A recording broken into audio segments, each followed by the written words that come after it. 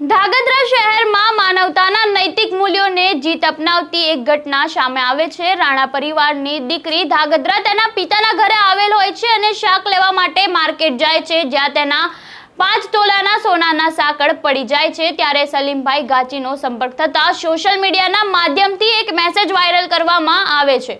જે મેસેજ જોતા એક મુસ્લિમ વ્યક્તિ સોનાનું સાંકળું જેને મળ્યું હતું તે સાંકળ મૂળ માલિકી હિન્દુ પરિવારને પરત આપે છે।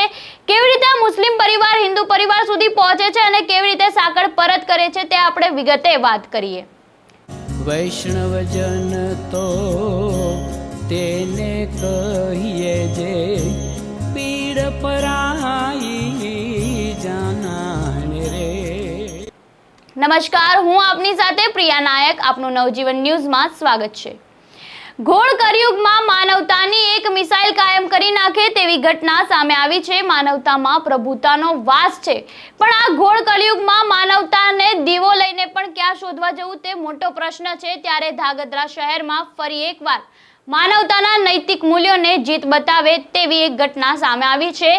મેઘરાજસિંહ રાણાના પરિવારની દીકરી તેના પિતાના ઘરે આવેલી હોય છે, ત્યારે શાક માર્કેટ શાકભાજી લેવા માટે જાય છે। તે દરમિયાન કોઈ કારણસર અચાનક પગમાંથી પહેરેલા સોનાના સાંકળ પડી જાય છે, જેની જાણ તેને થતા તે સલીમભાઈ ગાચીના સંપર્કમાં આવે છે, તેમજ સોશિયલ મીડિયાના માધ્યમથી તેમના દ્વારા એક મેસેજ વાયરલ કરવામાં આવ્યો હતો।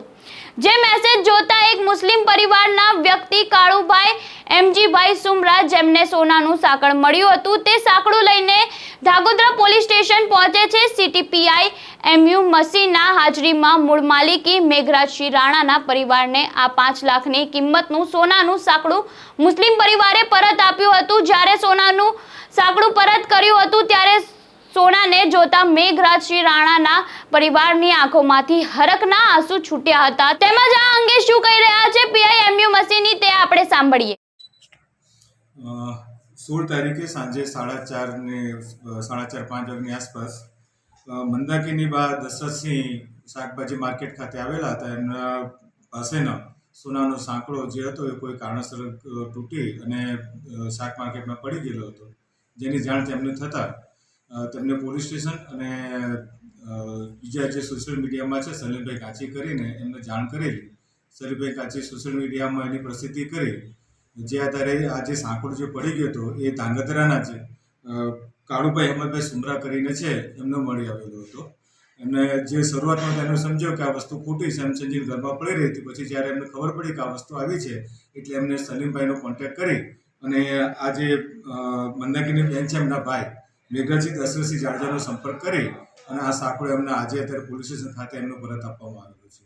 કાળુભાઈ એક સારી એક ઈમાનદારી અને માનવતાનું એક કામ કરેલું છે અને આ જ રીતે જો બીજા પણ કરતા હોય તો પછી જે કોઈ વસ્તુ આ રીતે મળી આવતી હોય તો લોકો એનું સારી રીતે ભાઈચારાથી અને ઇન્સાનિયતથી લોકો રહી શકે।